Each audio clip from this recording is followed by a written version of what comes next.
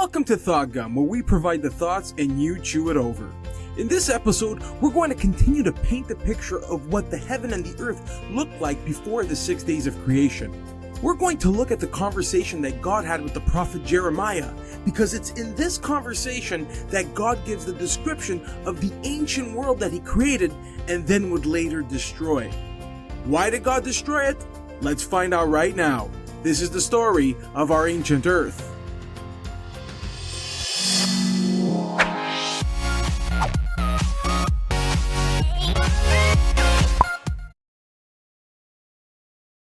In our last episode, we were painting a picture of what the earth looked like before the 6 days of creation. Before we dig any deeper, if you haven't watched the first episode yet, please click the link on the top right corner of this video or in the description below to watch episode 1. And make sure to click the subscribe button and the bell to make sure you don't miss any future videos. So let's paint a clearer picture now. We know God created the heaven and the earth. The earth is covered in water. God is there, and God's Spirit is moving upon the waters that are covering the earth. Darkness is there, which simply means evil is there too, therefore Satan is there as well. Now there's more we can add to this picture. Let's go back to Genesis 1:2, and we see that the earth is in a condition that is without form and void. Now this expression, without form and void, is very unique, and only appears twice in the entire Bible. The other time it is used is in the 4th chapter of the book of Jeremiah. But before we go there to read it, we need to take a look at a short summary of the book of Jeremiah. Now you're about to hear a story that involves 3 people: Jeremiah the prophet, the king of Babylon, and Gedaliah the governor. Just make a mental note of these 3 men. A short summary is needed here so that you could understand the context of Jeremiah chapter 4. This story starts with Jeremiah. Jeremiah was living in the kingdom of Judah at the time when the kingdom of Judah had completely turned away from God and fell into deep sin. The people of the house of Judah and even the priests completely abandoned following God's moral ways. The people followed after false gods where sexual immorality and child sacrifice were encouraged. God used Jeremiah to warn the king and all the people of the kingdom of Judah that God will destroy them if they don't turn from and stop their evil ways. The king of Judah got mad at Jeremiah and made him a prisoner. After, when many of the warnings of God were ignored, God sent the king of Babylon to conquer the kingdom of Judah. The king of Babylon then killed the king of Judah. He also killed and turned many of the people of the kingdom of Judah into slaves and brought them to Babylon, leaving the land of Judea and the city of Jerusalem in ruins. The king of Babylon then appointed a man named Gedaliah as governor of the land and put him in charge of the rest of the men, women, and children and the poor of the land that were left over. Then Jeremiah was freed and went to live among Gedaliah and the others in the land of Judah. Now with this summary in mind, let's go to the 4th chapter of Jeremiah where God talks to Jeremiah. It's very important to remember the timing of this conversation because this conversation happens before the king of Babylon conquers the kingdom of Judah. It's also important to know the context of this conversation. God is speaking to and expressing his thoughts and emotions to Jeremiah about how the people of the kingdom of Judah's evil actions are going to lead to their own destruction. Then God says something to Jeremiah that's very important and very revealing. God speaking in Jeremiah 4:23. I beheld the earth, and lo, it was without form and void, and the heavens, and they had no light. I beheld the mountains, and lo, they trembled, and the hills moved lightly. I beheld, and lo, there was no man, and all the birds of the heavens were fled. I beheld, and lo, the fruitful place was a wilderness, and all the cities thereof were broken down at the presence of the Lord, and by his fierce anger. God is giving Jeremiah here a description of what he did when he destroyed the heaven and the earth in the first earth age. The whole point of why God even mentioned the destruction of the first earth age to Jeremiah here was to use this destruction of the first earth age as a warning to the people of Judah to change their ways. And if the people don't change and continue to be stupid and do evil, then God will destroy them, and they better take God seriously because he destroyed the world before and he will do it again. God was saying this as a warning. Also, don't forget, this is the only other time that the expression without form and void is used in the entire Bible. And when without form and void is used here, God uses it to describe the heaven and the earth in a state of absolute utter destruction. Let's take a look at what God told Jeremiah.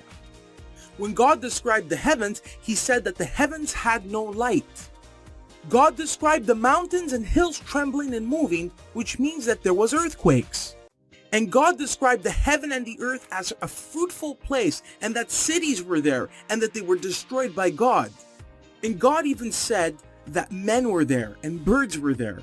So there was life there that ended up being removed after God brought destruction. This destructive event that God is describing here can only be the destruction of the first world age, and it absolutely cannot be talking about anything else. Why? Just look at the description. It said the heavens had no light. And the only other time in the entire Bible that we read about the heavens having no lights is before day 4, when God created all the light sources. Before then, the heavens had no light. Also, there is no other destructive event mentioned in the entire Bible that aligns with all the characteristics of this destructive event mentioned in Jeremiah chapter 4. Now, when presented with this evidence, the YEC'S completely deny that this 4th chapter of Jeremiah is talking about the destruction of the First World Age. Instead, the YEC'S come up with crazy explanations and excuses and say that these verses in Jeremiah 4 are talking about the condition of the kingdom of Judah after the king of Babylon conquered the cities of Judah and left them in ruin. That is simply impossible. Why? Well, let's just look at the description of the heavens and the earth in Jeremiah 4 and compare it to the condition that the land of Judah was in after they were conquered by the king of Babylon. It doesn't fit. For example, verse 24 mentions earthquakes with mountains and hills trembling and moving, yet there's no mention of any earthquakes happening during the destruction of the kingdom of Judah. Another example is in Jeremiah 4:25. It says that there was no man and all the birds of heaven were fled. Therefore, this cannot be describing the destruction of the kingdom of Judah, because after the kingdom of Judah was conquered, the king of Babylon then appointed Gedaliah as governor of the land and put him in charge of the men, women, children, and the poor of the land that were left over. Jeremiah was even with them, so there were men there. So God is absolutely not talking about the destruction of the kingdom of Judah to Jeremiah here. When God spoke to Jeremiah, he even used the word beheld, which is a verb in the past tense, which means God is talking about something that happened in the past and not the future. Another example is in Jeremiah 4:23, where it says that the heavens had no light. Since the context of this verse is linking light with heavens, we know it's talking about physical light. But the YEC'S have a crazy excuse for this too. The YEC'S say that the reason why there were no lights in the heavens is because when the cities of the kingdom of Judah were conquered by the king of Babylon, the cities were put on fire. So the smoke of this fire was blocking all the lights in the sky.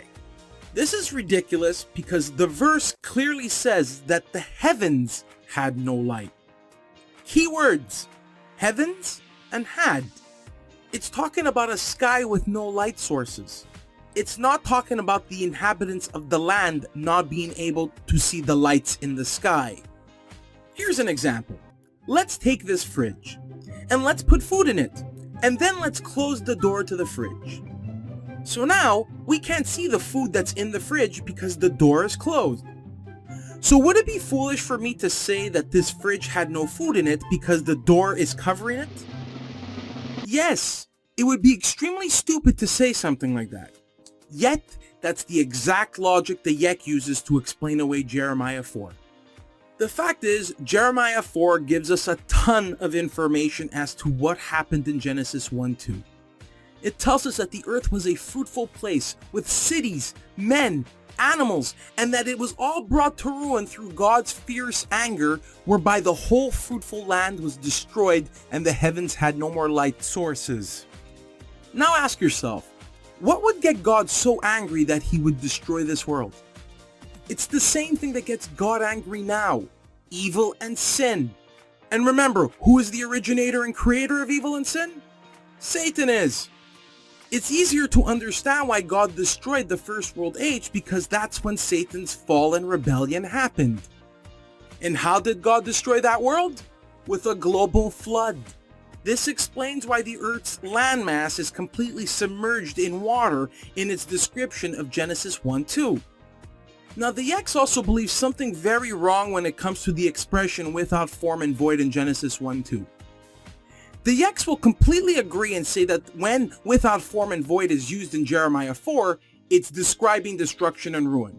But then they'll turn around and say that when without form and void is used in Genesis 1:2, it cannot be used to describe destruction and ruin.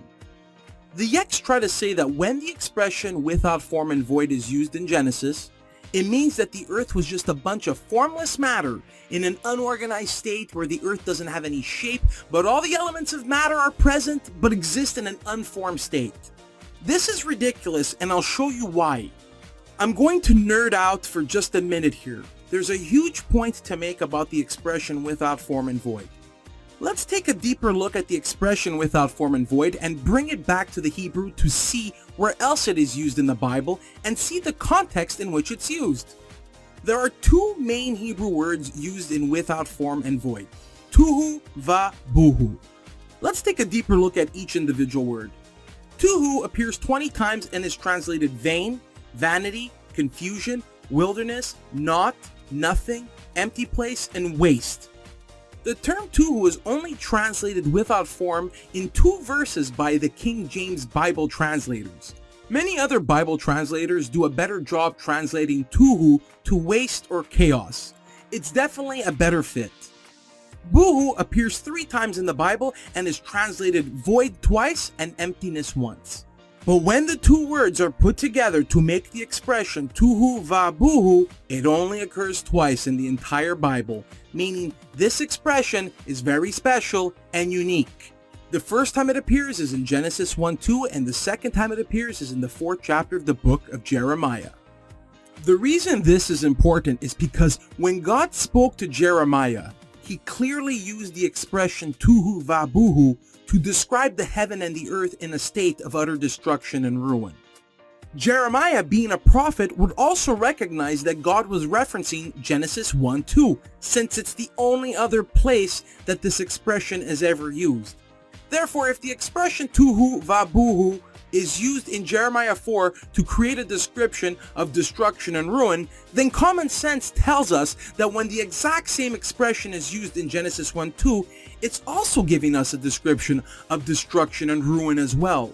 There's absolutely no biblical basis for the YEC'S to say that the expression without form and void means formless matter, because the Bible interprets itself. You see, the YEC has to completely ignore the parallels between Jeremiah 4 and Genesis 1:2 in order to keep up with the false teaching that the Bible says that the earth is only thousands of years old and that nothing existed prior to the 6 days of creation. Now, I know YEC'S very well. They have their special Bible verses ready to protect their beliefs in a young earth. I will address all these verses in a future episode of this series, so YEC'S, stay tuned. There's so much more to say about the destruction of the First World Age, and I hope now you're seeing a clearer picture of what happened before the 6 days of creation. There's still more to explore on this subject, so make sure you don't miss the next video. If you like this video, smash that like button. If you have any questions, leave them in the comments. And remember to click that subscribe button and hit that bell so you won't ever miss a video. Hope you enjoyed the thoughts. Now chew them over. Till next time, God bless.